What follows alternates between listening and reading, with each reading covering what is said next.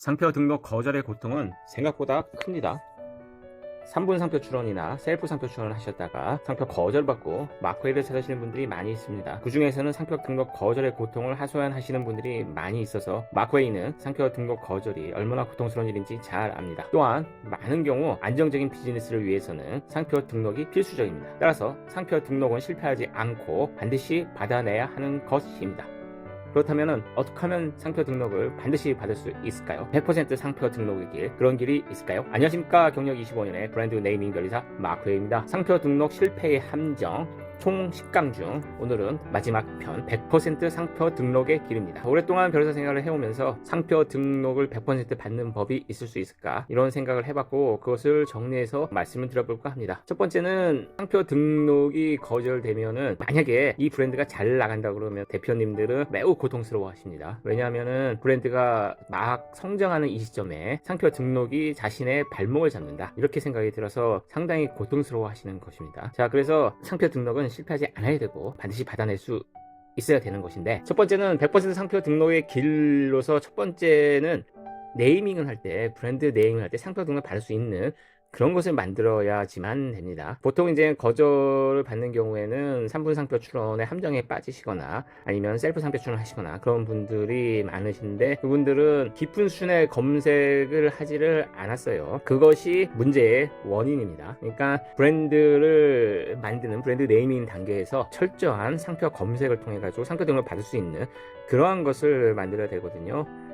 그러면은 어떠한 식으로 진행되어야 하나? 그거는 이름을 만들고 상표 등록 가능성을 검토하고, 등록 가능성이 낮으면 과감하게 포기하고 다시 이름을 만들어야 됩니다. 그리고 다시 상표 등록 가능성을 검토하고, 그래서 문제가 또 있으면 과감하게 포기하고 다시 이름을 만들고, 이러한 과정을 겪어가지고 상표 등록 가능성이 높은 이름이 나올 때까지, 그때까지 상표 등록 가능성을 검토를 하여야 하는 것이에요. 그리고 상표 등록 가능성의 검토라는 거는 제가 다른 블로그에서도 그 다음에 다른 유튜브에서도 많이 얘기 드렸지만은 7단계 심층 상표 검색을 하여야 하는 것입니다. 7단계 심층 상표 검색이라는 것은 마크웨이가 특허청의 실무와 법원의 판례 등을 종합해가지고 상표 검색을 체계화한 것을 말하는데, 총 7단계의 검색의 체계를 가지고 있어요. 그래서 7단계의 상표 검색을 통과해야 돼요. 보통의 경우에는 3단계 정도? 그 정도까지 해서 멈추고 뭐 이 정도는 괜찮지 않겠나, 이제 이렇게 하고 넘어가는 경우가 많은데, 마크웨이는 그렇게 하지 않습니다. 7단계까지 철저하게 봅니다. 예를 들어 볼게요. 여기 이제 티티크라는 상표가 있습니다. 요거는 생과일의 음료 전문 카페 브랜드인데, 요 이름이 탄생하기까지 과정을 보면은 처음에 룰루티라고 이름을 지었어요. 근데 룰루라는 게 있어서 이거는 어렵다, 그래서 이 이름은 버리고 그 다음에 만들어진 이름이 010T예요. 요거는 이제 식별력이 문제가 있을 수 있어요. 그래서 요것도 버리고 그 다음에 프로티티라는 것을 만들었습니다. 근데 프루티라는 거 FROOTY라는 게 발견되었고, 요거가 유사하기 때문에 또 이것도 안 되고, 다음에 나온 건 럭키티입니다. 근데 이것은 럭키 족발이라는 게 있기 때문에 이것도 문제가 돼요. 그래서 다음에 만든 것이 티키티키입니다. TEAKY 티키티키인데 티키 딜럭스라는 게 있죠. 이렇게 TIKI 그 다음에 DELUXE 티키 딜럭스, 요것도 문제가 돼요. 그래서 안 되고, 그 다음에 90T라는 걸 만들었는데 카페 90 플러스라는 게 발견이 됐어요. 요것도 무죄 소지가 있습니다. 이것도 정말 거짓될 수 있어요. 그래서 이것도 포기하고, 그 다음에 나온 이름이 티티크입니다. 그제서야 나온 이름이 티티크인 거죠. 요 같은 경우에 있어서는 7단계 상표 검색에서 문제가 없었고, 그래서 이름은 이것으로 최종적으로 확정을 했습니다. 자, 그래서 이런 식으로 이름을 만들고 7단계 심층 상표 검색을 해보고 문제가 있으면은 다시 만들고, 이렇게 해서 티티크라는 상표 등록 가능성이 높은 이름이 나오게 된 것이죠. 그리고 그 와중에 마크웨이는 이름 네이밍, 브랜드 네이밍 하는 과정에 고객과 같이 하는 거예요. 마크웨이는. 그래서 프루트 플러스 사바나 해서 프루바나라는 이름도 한번 제안도 드리고, 이런 과정을 겪었어요.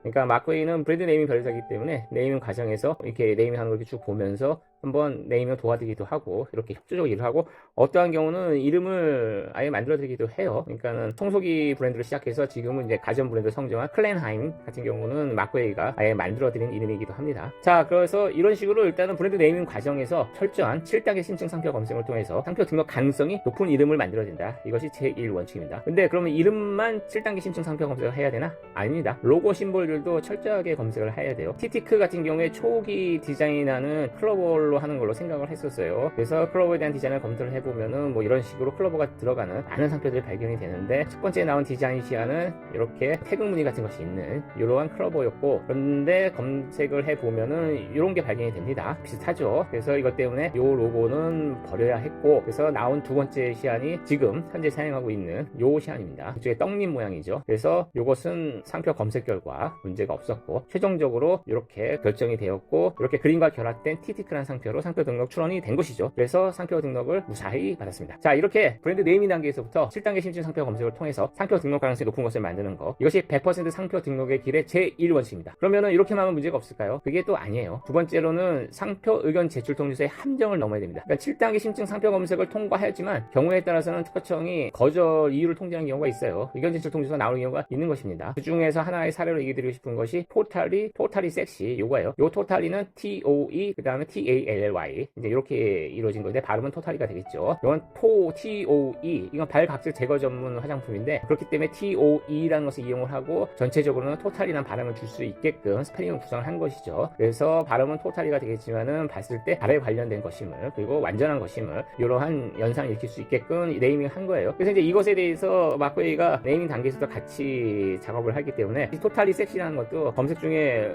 보았던 거예요. 하지만 마크웨이 판단은 이 토탈리가 토탈리 섹시하고는 유사하지 않다라고 판단을 하였고, 그래서 상표 출원까지 갔던 것이죠. 근데 특허청은 이렇게 토탈리 섹시하고 유사하다는 의견 제출 통지서를 보내온 것이에요. 그러니까 이런 식으로 예기치 못하는 의견 제출 통지서가 나오는 경우가 있어요. 그러면은 이 두 개가 유사하다고 하는 특허청의 판단이 옳은 것일까요? 아닙니다. 이 두 개는 전혀 유사하지 않아요. 상표가 유사하다는 거는 두 개의 상표가 같은 회사의 제품으로 혼동될 수 있다는 얘기인데, 토탈리하고 토탈리 섹시가 그렇게 혼동이 될까요? 그러니까 특허청은 이 발음상 토탈리라는 것이 둘 다 공통되기 때문에 문제가 있다라고 그 문제점에 대해서 의견 제출 통지서를 보낸 것이죠. 하지만은 두 개는 전혀 혼동 염려가 없어요. 그래서 마크웨이는 이것이 왜 혼동의 염려가 없는지를 상표법의 법리하고 그 다음에 판례, 그 다음에 실증 예들을 총합해가지고 의견서를 제출을 했습니다. 그리고 이 의견은 받아들여졌고, 토탈리는 무사히 상표 등을 받을 수가 있었습니다. 그러니까 특허청은 7단계 상표 검색을 통과한 이름에 대해서도 이런 식으로 의견 제출을 보낼 때도 있을 수 있어요. 이거는 확률적으로 전혀 없다고 말할 수는 없는 것이에요. 하지만 특허청의 이러한 거절 이유는 오판이고, 이런 것에 대해서는 제대로 대응한 것이 필요한 것입니다.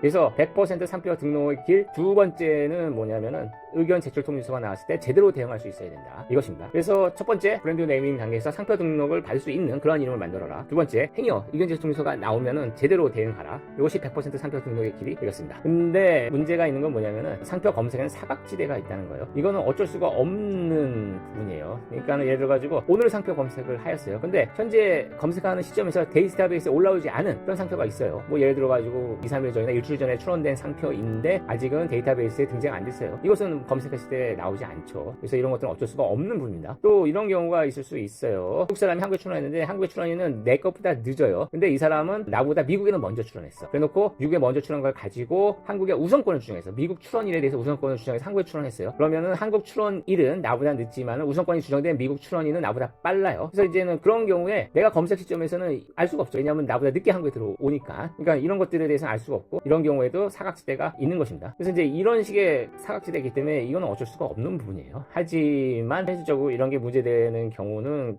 그렇게 많지는 않아요. 근데 이제 사람들이 그 상표 출원하면 바로바로 그 키프리스나 이런 상표 데이터베이스에 올라온다 생각하는데, 어떤 경우에는 2, 3개월 있다 올라오는 경우도 있어요. 그런 것들은 어쩔 수가 없는 부분입니다. 불가항력이고 운행 영역이다. 하지만 확률적으로 이러한 경우는 거의 발생하지 않는다. 네, 이렇게 말할 수가 있습니다. 자, 그래서 이렇게 첫 번째 브랜드 네이밍 단계에서부터 철저한 7단계 심층 상표 검색을 통해서 상표 등록 가능성이 높은 이름을 만들어라. 상표를 만들고 그 다음에 검토하고, 문제가 있으면 버리고 다시 만들고 검토하고, 상표 등록 가능성이 높은 이름을 만들어라.